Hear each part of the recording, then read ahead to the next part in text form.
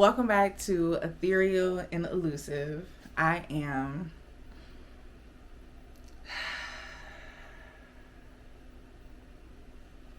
happy to be back. Okay, I do realize I am self-aware enough to know that the last video was absolute garbage. Okay, the video quality, the voiceover did not sync up with my voice because I was recording the audio from my phone trying to see if I could sync it up, and that was a total miss. Total miss. But at the end of the day, although I ran into a few obstacles with editing and uploading the video, and even when it was uploaded, it came out of sync, which is super annoying. I was like, I still want to leave it up because I just want to keep going. I just want the act of recording, creating, posting, recording, creating, posting. I want to be consistent in this. I do have a lot of fun when I do it, but there is just a lot of worry and self-doubt. But we're conquering that this season of my life. So I'm happy to be back. The video quality is better. I'm sure that you'll notice. My partner helped me figure out the settings on this camera, and I'm just going with the mic that's on the camera because I don't feel like figuring out external audio situations when it comes to the editing side of things. But anyways, enough of that. This video, I want to talk about books. We're going to get back to the holistic hippie girl stuff. Don't worry, that is still very much a part of my lifestyle. I'm still doing sound. I'm still doing readings. The links and all of that, if you want to book with me, is still going to be in the description. And while we're at it, if you like this content, really hope that you stick around and subscribe. But I do want to talk about books because I enjoy talking about books and I enjoy reading, and I don't really have anybody in my 3D world to talk in depth and nerd out about these books with. So let's get to it. This video, I want to talk about my year thus far of reading.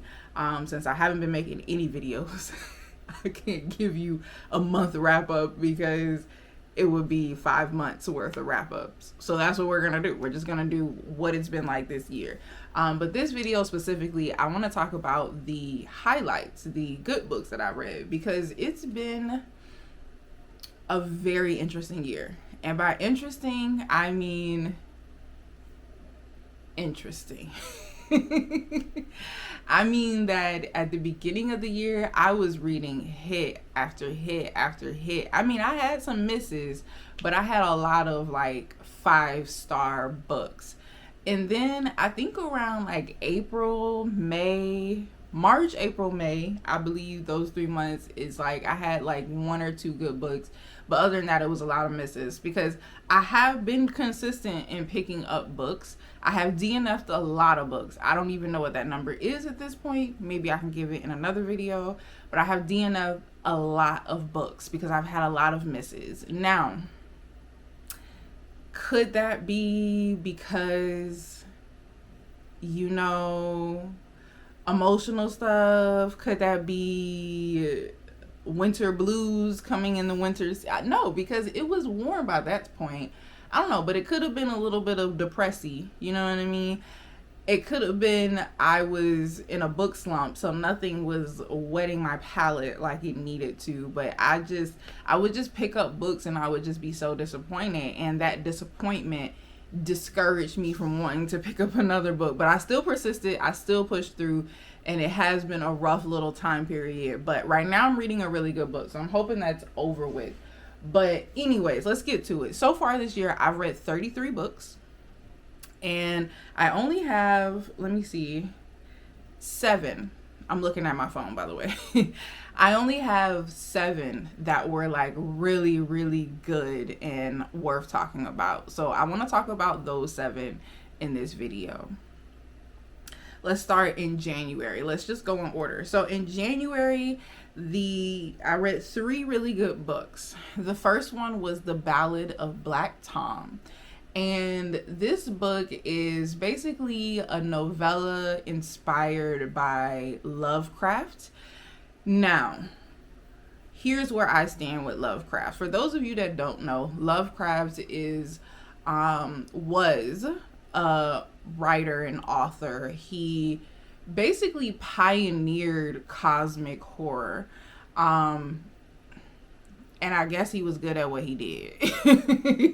He looked like writing wise, whatever. The reason why I'm not like big on giving his credit or whatever is because Lovecraft is also notoriously very racist. Like, it was very apparent in his stories and in his life that he was incredibly racist. So I personally have no interest in reading his stuff. Personally speaking, I have no interest. And yes, I do love Cthulhu as a monster. I don't actually love cosmic horror that much, to be honest, but I do appreciate it. And I do appreciate that it is a subgenre within the horror realm, but I'm not a big fan of Lovecraft. So no, I have not read Lovecraft. However, this author is a Black author and wrote a story, a novella that was, I don't know, I guess I wouldn't say inspired by Lovecraft. And I just say that because of what the story turned out to be, but definitely in the vein of Lovecraftian horror. Really good book, really short, but so much happened. In my opinion, so much happened in such a short book. The thing that I do like about cosmic horror and those types of stories is how visceral the depictions are.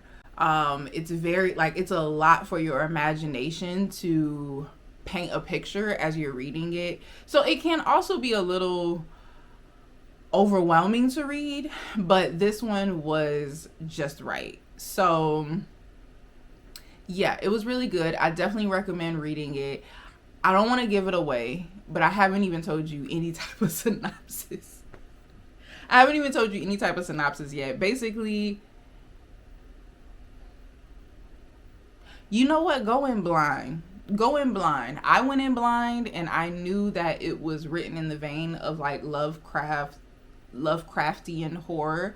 That's all I knew, and I went in blind and it turned out to be a good time. So I'm sending you in blind. Sorry, the lighting, the shadows is doing their thing, but that's okay. Still I rise. Still I record. The next book that I read that was so good is called We Used to Live Here. Oh my gosh. And this author just dropped another book. I say just because it's recent, but I literally have no idea when it happened. I feel like it happened at the beginning of this year. It happened in recent times. But We Used to Live Here is a horror book about basically this woman and her wife. Are they married? I don't know. But her partner, in whatever regard, move into this house. It's a really old house. It's in a really isolated part of town. And one day while she's home alone, a family knocks on the door. The dad of the family is like, hey, sorry to bother you, but I grew up in this house and I would really love the chance to show my kids and my wife what the inside looks like, because it was just a really cool house, had really cool memories. And the woman who answers the door wants to say no. I would say no. That's a really weird request. I mean, I've seen people do it in real life on reality shows, but I would say no. You're coming into my personal domain. I don't know. But the main character at the beginning of the story doesn't really have the gall, the gumption to just tell them no and to enforce a boundary. So she reluctantly lets them in. And the problem is that once you let them in, they will never leave. And it's just a freaking amazing story. It's very good. I think, yeah, it's just really, really good. Honestly, it's really good. I cannot rave about it enough. I did see people on the Fable app, the people who didn't like it is because they didn't like the ending. However, I really like that type of ending. I don't want to say what type of ending it is because I don't want to give away the book, like which way the book is going to go. But I do really like that type of ending. So I really enjoyed it from beginning to end. Okay, little bit of a shift in the camera. Let's see if we can get the light to be a little bit more consistent. Now, the next book that I read that was super good is called Hungerstone. And this book is basically a Carmilla retelling. And I mean, that's pretty much all you really have to know to go into it. But the main character is just, it's like a different time period from the past. I don't know what time period it's set in, but it's definitely the past. And the main character wants to get pregnant and have a child with her husband, but month after month her period comes. And just being a woman in that time period and the things that are happening around her, I want to say so much, but I don't want to give it away. And in the future, when I talk about books, I am going to have spoiler-filled videos where I talk about the books and review the books that I've read. But as of right now, it's just a recommendation. I definitely don't want to give anything away because I do think that you should read this book. It was really good. I really like vampire stories, which is interesting to me. I don't know. I guess vampire shows are cool. Like, I like the original. I love the originals. Ate that up, okay? But outside of that, I'm not that much into vampire lore when it comes to like watching. But reading is totally different. I love vampire stories because I love just the various ways in which authors can depict them. And I will say that Hungerstone, in my opinion, is a very unique depiction of vampirism. And it's one of the ones where it doesn't come out and outright say the word vampire, but it depicts it just depicts it so well. I don't want to say nothing. I don't want to give it away. But yes, and Carmilla is up in the mix, empowering this woman to live in her truth through her own twisted way. And it's really good. I gave it 5 stars. The next book I read that was really good was in February. Actually, I had a succession of good books in February by the same author, and that author is Nat Cassidy. Oh my gosh. I just got into Nat Cassidy's work, and so far I've only read 2 of his books, but so both of them are 5 stars, and so I'm a fan. It doesn't take much. I mean, but I think that that's a lot, honestly, to have like 2 solid 5-star reads for me from the same author is really good, because sometimes, you know, authors' writings just aren't consistent with your taste all the time when they write new pieces of work. And like, I feel like I want to make a whole video about Nat Cassidy books because I truly, truly enjoy his writing. I'm about to read a 3rd one this summer. I definitely want to prioritize reading When the Wolf Comes Home because I haven't read that one. But let's get into February. February, the first one I read was Nestlings. And that was really good. It was, what did they say? It was inspired by, I don't want to say a retelling. I want to say it was inspired by Rosemary's Baby. I think. I'm not totally sure though. Honestly, it was inspired by some classic horror. I don't remember which one it was because I haven't read the classic one yet.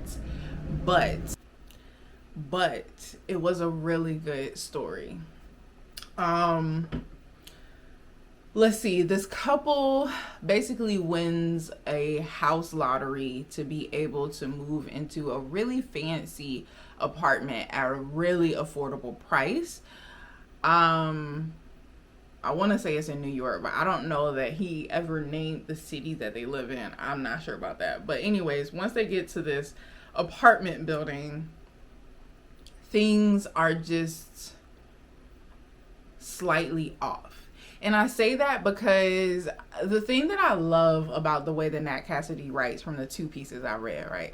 It's only been 2 pieces. But the thing that I love about Nat Cassidy's writing is I feel like he does a really good job at pacing. I feel like it's like, it doesn't come right out. Well, maybe. I don't know. It's like he gives you just enough to be intrigued the entire time while allowing the story to slowly build and the characters to slowly experience these horrific things. And, Nestlings was just really, really good. And so they move into this apartment. It's super nice, but there are things that are slightly off, and those things are starting to build and add up, and it's just compiling. It's just compiling. And I'm not sure if I knew this going into it. And this might be, I don't think it's a spoiler, but it might be a spoiler. But I do think that you should have the heads up that Nestlings does contain bug horror. Because I was reading it with I was listening to the audiobook with my partner, and he couldn't finish because he doesn't like bug horror. And so I feel like bug horror is not for everybody. I didn't think that I could handle it, but I have read a few stories now that have bug horror, and it doesn't really bother me. So yeah, that's in it. It's really good. And then the next book that I read by Nat Cassidy is called Mary. Mary is a woman going through menopause. I believe it's not perimenopause. I think she's at the point of going through menopause. And at the beginning of the story, this is on the back of the book, she gets fired from her job for being too old, basically. And it's not funny, but it's what society is. And so she gets this opportunity, this invitation to go back to her hometown. And so she goes, but her hometown is super weird, super eerie, and it's just weirder now that she goes back. And there are some weird things happening. You don't really know which way is up. Who? I think that's the main question that I kept asking as I was reading this book is who is doing these things? Who is responsible for these things happening? And it's just really good. This one is a lot of, I want to say, femme horror. And I'm recognizing that I really enjoy femme horror. I do. Because I think being a woman or a femme body in a patriarchal society is a horrific experience. And even the fact that this is written by a man, but it's written so well and depicts a lot of nuance within the feminine experience so well, is probably what made me love it more.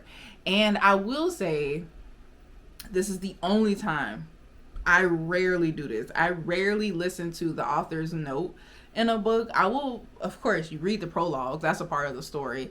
I might read a foreword. I don't know. I don't know. All the extra stuff, if it's not a part of the story, do I want to read it? I don't know. But his author's note came at the end of both of those stories, and the stories were so good, and he recorded it in his own voice, and he put his own personality to it and everything, that I was just so intrigued to like listen in. And when his author's note in Mary specifically was just, and in Nestlings, I think also because he also adds personal background of what was going on in his life while he was writing it, or what was inspiring him, and things that he was watching his wife go through. So it is like through the lens of like watching a loved one experience these horrors that can come with being a femme-bodied person. And even in those, he still recognized, and Mary specifically, like, I recognize I'm not even the person to be telling this story. It's just that Mary was a story that he wrote over the course of 15 years, I think he said. And it's just something that he kept coming back to. He kept returning to. He couldn't let it go until it was finished. And it was definitely meant for him to write it. He did a really good job, you know. And he respected the fact that it wasn't his story to tell. But he did a good job at telling it. So Nat Cassidy, definitely love him. Definitely want to read When the Wolf Comes Home this summer.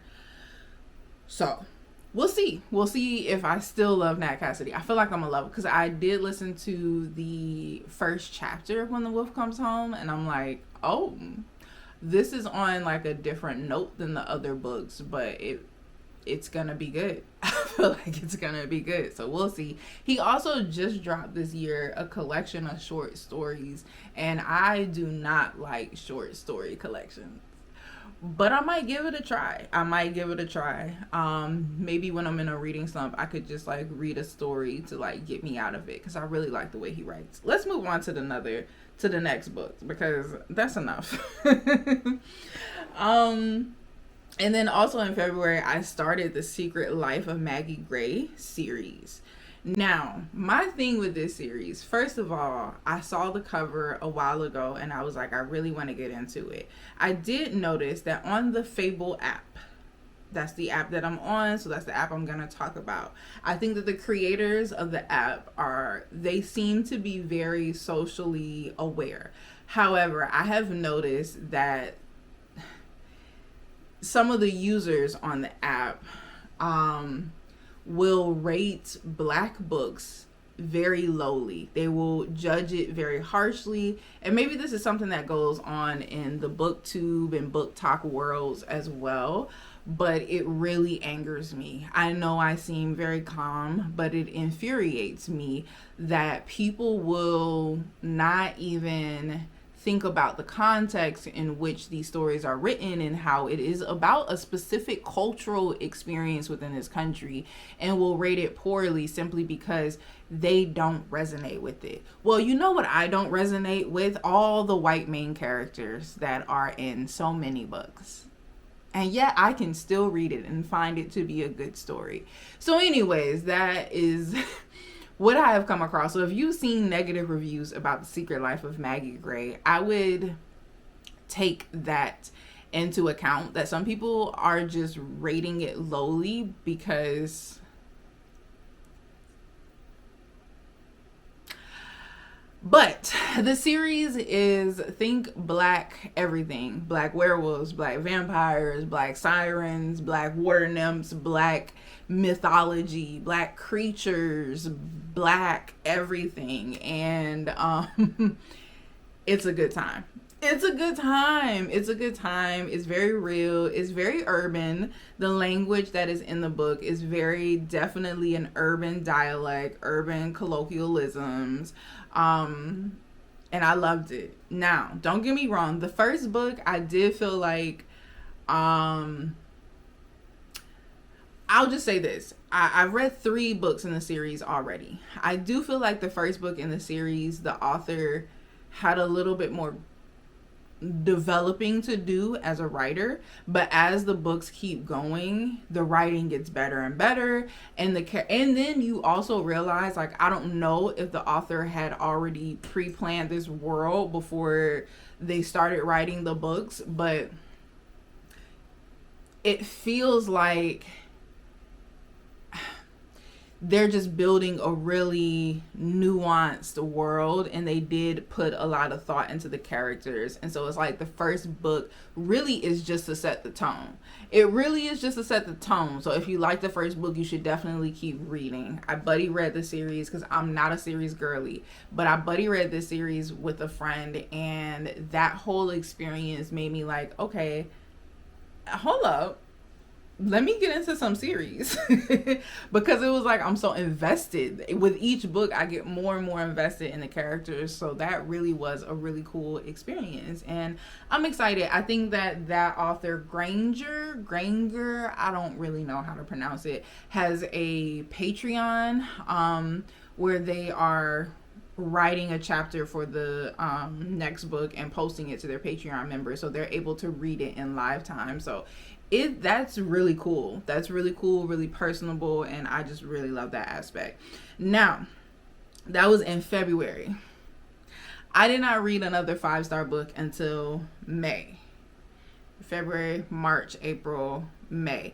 And in May, I only read one 5-star book, and that book is called Chlorine. I really, really, really enjoyed the book Chlorine. What can I tell you about it? What can I say about this book? It is unhinged, coming of age, feminine body horror. What is it like? There is a subgenre, weird girl books. It would definitely go in there. But I loved it. It was unhinged in a way that I truly, truly enjoyed. I don't even know what to tell you. I will say this. The main character is a swimmer. I'm like, what do I tell you without... nothing really gives it away. I will say this. The whole book honestly feels like a character study, and I don't necessarily always enjoy character study type of books. I like a plot. I like for things to actually happen because I got ADHD, and if you ain't catching my attention, it ain't there. So were there moments where it was a little slow? Yes and no. I mean, I was fully in the whole time, but there was itty bitty moments where I was like, okay, but let's get to something. Let's get to something happening. But I will say that, like, the characters kind of allude to something happening at the end. And yeah, it's one of those books that you study this person's character, and then the end, they do some weird shit. It's just one of those books, and it's really good though. It's so good. It's so good in talking about, once again, the femme experience in a patriarchal society. But also, this is from the lens of a first generation immigrant child. I don't know if that's the right term. Her parents were immigrants, but I believe she was born in America, so she's a first generation.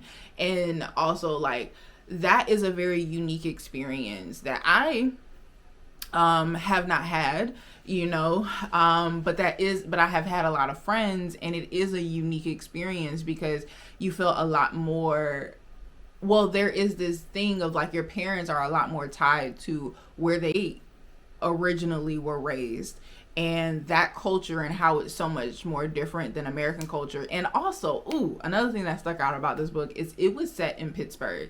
I went to college in Pittsburgh. Okay. No offense to any Pittsburghers out there, but I was raised in Atlanta. I was raised in the South. I did not experience the level of racism that I experienced in Pittsburgh until I got there.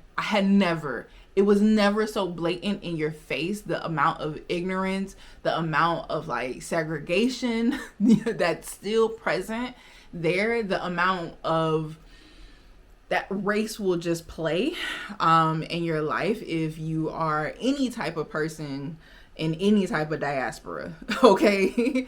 So I definitely resonated with some of the main characters' experiences when it came to that, and then experiences when it came to being a little girl coming up, and then you have these grown adult men who are predators around you, but you don't even have the language to say that. You just know that something about what they're doing is most likely not okay, but then it's also like the fawn response that's ingrained in women. Like, some women fawn when they're put in these predatory situations, and even though they don't like it, and especially when you talk about kids. So it was just really well done, really well written, horror that I am familiar with. So it was good. So turns out I really like femme horror. I think I need to give it a break. It's not that I like femme horror. I like feral women. So if you're gonna depict a woman's experience, I need, as long as at the end of the day she gets to be feral and she gets away with it, I'm gonna enjoy myself. I'm gonna love it there. So those were the 7 books that I read that I really enjoyed this year thus far. I'm really hoping and manifesting for more 5-star books, more 5-star reads. I know people are like, well, you shouldn't be reading 5-star after 5-star after 5. I'll give out a 5-star. This is my reading experience. If I enjoyed a book, I'm gonna give it a 5-star, and I want to enjoy a book. And I'm a mood reader. So theoretically speaking, I literally only want to read a book if it's 5 stars. And I've been given too many chances to too many of these books. So anyways, here's to hoping there's better. Thank you so much for tuning in on this journey. If you like it here, subscribe. If you're interested in any of the services that I offer, this channel is not necessarily to promote that, but to also be like, hey, if you want those services, check them out. The links are in the description. I am a reader. I am a spiritual reader. I am a sound healer. I am a facilitator, community organizer. So if you're interested in tapping into any of those things, of course, the links will be in the description. But until then, stay ethereal, stay elusive, and be blessed.